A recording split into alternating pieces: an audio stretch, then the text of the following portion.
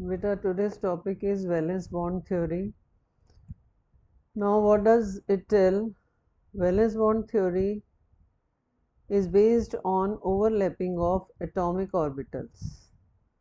Orbitals forming bond should have same sign and orientation in space, and this is called positive overlap. अब बेटा हमने देखा हुआ है कि एटॉमिक ऑर्बिटल्स जो एटम्स हैं उनके बीच में जो वैलेंस, अभी मैं आगे आपको एग्जांपल से एक्सप्लेन करूँगी कि एटम्स के अराउंड, न्यूक्लियस के अराउंड ऑर्बिटल्स होते हैं, S orbitals, P orbitals.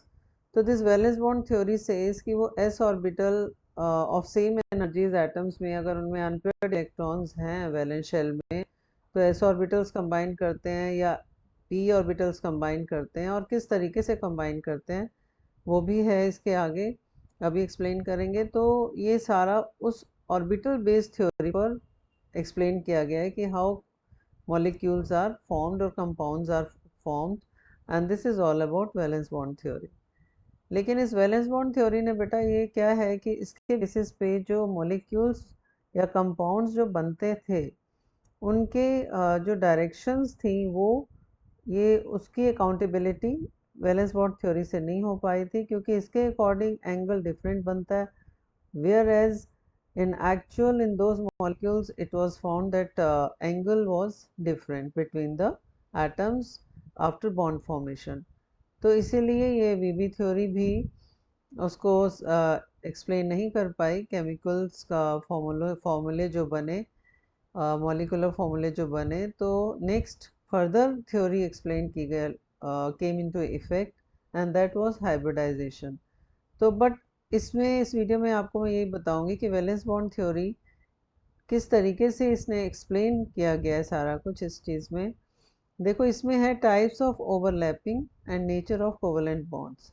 Types of overlapping means दो बॉन्ड्स बनती हैं सिग्मा, एक तो है सिग्मा बॉन्ड. अब सिग्मा बॉन्ड क्या है? It is formed by head on overlapping of atomic orbitals. अब वो किस तरीके से, जैसे देखो एस एस ओवरलैपिंग है. अगर two half filled S orbitals हैं, दोनों एटम्स विच आर कंबाइनिंग, एक इसका एस ऑर्बिटल हाफ फिल्ड है, इसका एस ऑर्बिटल हाफ फिल्ड है, दूसरा ये दोनों एस ऑर्बिटल सेम होने चाहिए, यानी कि सेम एनर्जी लेवल के. If it is this is 1s, this should be 1s, this is 2s, this should be 2s, right. तो same same s orbitals combine हो रहे हैं.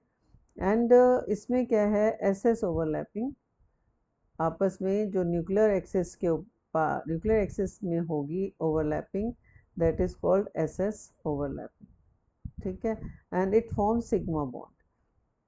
अब है SP overlapping, when half filled s orbital and half filled p orbital, एक atom का s है, एक एटम का p orbital है, then it forms SP overlapping. और ये भी ओवरलैपिंग जो है, सिग्मा बॉन्ड्स हमेशा तभी बनती हैं जब इंटरन्यूक्लियर एक्सिस के अलोंग बॉन्ड बन रही हो, राइट. इंटरन्यूक्लियर मतलब न्यूक्लियस, जैसे this nucleus exist, here nucleus exist, तो इस तरीके से ओवरलैपिंग होगी, then only sigma bond will be formed. अब है पीपी ओवरलैपिंग. अगर पी ऑर्बिटल ऐसे लाई करता है, ये भी पी ऑर्बिटल इस तरीके से लाई करता है, देन दीज ऑर्बिटल्स में सिग्मा बॉन्डिंग पीपी ओवरलैपिंग से होगी. And next bond VB theory में बताया गया कि one bond formed is pi bond when P orbital जो हैं वो परपेंडिकुलर होते हैं इंटरन्यूक्लियर एक्सिस के, राइट. सिग्मा बॉन्ड बनती है अलोंग द इंटरन्यूक्लियर एक्सिस, मतलब कि न्यूक्लियस के एक्सिस के अलोंग, और ये पाई बॉन्ड बनती है न्यूक्लियर एक्सिस के perpendicular when P orbitals are perpendicular to the internuclear axis.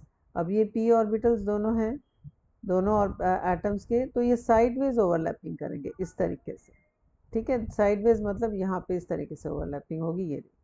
तो this is called P overlapping and the bond formed is pi bond. अब बेटा जो सिग्मा बॉन्ड है, sigma bond is stronger than pi bond. क्यों? क्योंकि देखो sigma bond जो है वो, उसमें जो ओवरलैपिंग है that takes place to larger extent than the pi bond. Sigma bond बनती है इंटरन्यूक्लियर एक्सिस पे. ये देखो, ये सिग्मा बॉन्ड जो बन रही है यहाँ पर ओवरलैपिंग स्ट्रांगली होती है और बहुत क्लोजली होती है, लेकिन जो पाई बॉन्ड बनती है, पाई बॉन्ड में ओवरलैपिंग जो है साइडवेज होती है यहाँ से, जो which is not more stronger. So pi bond is less stronger than sigma bond. Clear? अब आता है देखो वैलेंस बॉन्ड थ्योरी के एग्जाम्पल कि how it explain the structure of H2 molecule. इसमें इन्होंने क्या बताया कि दो हाइड्रोजन एटम्स हैं, दोनों में 1s में एक एक इलेक्ट्रॉन है, सिंगल सिंगल इलेक्ट्रॉन है।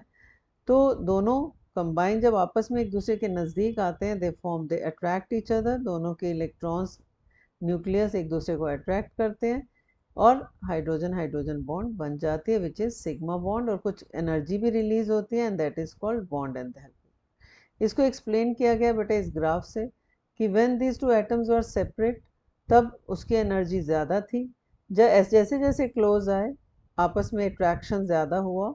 दो यहाँ पे रिपल्सिव फोर्सेस भी हैं, वो मैं अभी एक्सप्लेन करती हूँ, बट अट्रैक्शन फोर्सेस जो हैं, attractive forces, they are more than repulsive forces. और फिर जब इनमें बॉन्ड बन गई तो एनर्जी देखो इसकी मिनिमम है, यहाँ तक पहुँच गई लोअर एनर्जी विच इज़ 435.8। और यहाँ पर जब ये बॉन्ड बनती है तो इस टाइम पे एक एनर्जी रिलीज होती है and this is called bond energy और बॉन्ड एंथैल्पी। यानी कि अगर हमें हाइड्रोजन बॉन्ड को ब्रेक भी करना होगा तो हमें इतनी एनर्जी इसको देनी है। तो ग्राफ से ये शो हुआ कि when molecule is formed it's energy decreases due to attractive forces and that is called bond enthalpy, means energy required to dissociate that molecule into its atoms. अब इसमें देखो इसमें कुछ वीबी थ्योरी ने कुछ इस तरीके से बताया कि जब दो हाइड्रोजन एटम्स हैं, इनके दो न्यूक्लियस हैं, दोनों का एक एक इलेक्ट्रॉन है, जैसे ये हाइड्रोजन इलेक्ट्रॉन है ये इस न्यूक्लियस का, ये इलेक्ट्रॉन इस न्यूक्लियस का दिखा दिया है। दो electron exist in the atom but दिखाने के लिए इस तरीके से दिखा दिया, और रिपल्सिव फोर्सेस और अट्रैक्टिव फोर्सेस दिखाने के लिए। अब क्या है कि when these two atoms are separate तो इनके अपने अपने इलेक्ट्रॉन्स हैं और न्यूक्लियस है, लेकिन जब ये क्लोज आने लगते हैं तो इसका न्यूक्लियस इस इलेक्ट्रॉन को अट्रैक्ट करता है, इसके इलेक्ट्रॉन को, और ये वाला न्यूक्लियस इस इलेक्ट्रॉन को अट्रैक्ट करता है। तो इस तरीके से इनमें जो है अट्रैक्टिव फोर्सेस बनने लग जाते हैं, लेकिन इनमें रिपल्सिव फोर्सेस भी हैं कि ये दोनों इलेक्ट्रॉन्स जो हैं, दोनों एटम्स के, उनके बीच में रिपल्सिव फोर्सेस हैं, दोनों के न्यूक्लियस के बीच में रिपल्सिव फोर्सेस हैं when they come together, but it has been found that attractive forces are more than repulsive forces due to which this molecule is formed and amount of energy, some amount of energy is released. Clear? तो this was VB theory and one more molecule CH4 का example देख लेते हैं। इसके valence electrons है, valence bond theory है, तो इसमें वैलेंस इलेक्ट्रॉन्स ही बेटा, बॉन्डिंग में वैसे भी वैलेंस इलेक्ट्रॉन्स ही देखे जाते हैं। तो वैलेंस इलेक्ट्रॉन्स इसमें कितने हैं? 4। और इसमें स्ट्रक्चर कैसे हम लिखेंगे? 1s2 2s2 2p2 जो इलेक्ट्रॉनिक कॉन्फ़िगरेशन है। अब इसमें देखो अगर वैसे देखा जाए तो इलेक्ट्रॉन्स ऐसे लाई करते हैं which is called ground state, but excited state में when it is forming a bond, तो व्हाट हैपन्स कि एक्साइटेड स्टेट में इलेक्ट्रॉन्स आ जाते हैं, कि इलेक्ट्रॉन्स यहाँ से ट्रांसफ़र हो जाते हैं, एक्साइट हो जाते हैं to the vacant orbital. P के दो ऑर्बिटल्स वेकेंट है, तो इसका एक इलेक्ट्रॉन यहाँ पर आ जाएगा, इसका एक इलेक्ट्रॉन यहाँ पे शिफ्ट हो जाएगा and all the orbitals are now singly occupied and with the same spin. जब सिंगली ऑक्यूपाइड हो जाते हैं तो हम उनको सेम स्पिन से ही शो करते हैं, एंड व्हेन जब हम पेयरिंग में दिखाते हैं then we show it with the opposite spin, क्योंकि सेम स्पिन से तो इलेक्ट्रॉन्स एक ऑर्बिटल में लाई कर ही नहीं सकता। अब ये दोनों 4 ऑर्बिटल्स जो हैं ये किसके? कार्बन के हैं। यहाँ पे 4 ऑर्बिटल्स हैं, 1s orbital and 3 p orbital. ये देखो कार्बन का 1s मैंने दिखाया है और ये 3 p ऑर्बिटल्स हैं which lie at 90 degree to each other. तो ये कार्बन के ऑर्बिटल्स क्या करेंगे? हाइड्रोजन, 4 हाइड्रोजन में 1s ऑर्बिटल है, उसके साथ ये कंबाइन कर देते हैं, राइट? अब ये जबकि एनर्जीज भी डिफरेंट है, इसके s ऑर्बिटल 1s ऑर्बिटल है, ये कौन सा है? 2s ऑर्बिटल है, 2p ऑर्बिटल है। तो एनर्जी वाइज भी देखें तो ये जो ऑर्बिटल ओवरलैपिंग है जो वो पॉजिटिव ओवरलैपिंग नहीं हो सकती, बट वीबी थ्योरी ने इसी तरीके से एक्सप्लेन किया कि इस तरीके से ऑर्बिटल ओवरलैपिंग हो रही है। तो इसके अकॉर्डिंग बेटा एंगल जो होना चाहिए ये 90 डिग्री होना चाहिए CH बॉन्ड्स का, but it has been found that the angle is 109.5 degree. तो यहाँ पर वीबी थ्योरी जो थी it didn't account for the direction of bonds in CH4, ये डायरेक्शन नहीं बता पाई, actually this direction does not exist and hence to explain this hybridization जो concept है that came into effect, right? तो इसको अब explain किया जाएगा hybridization theory से, which I will discuss in my next video. ठीक है बेटा?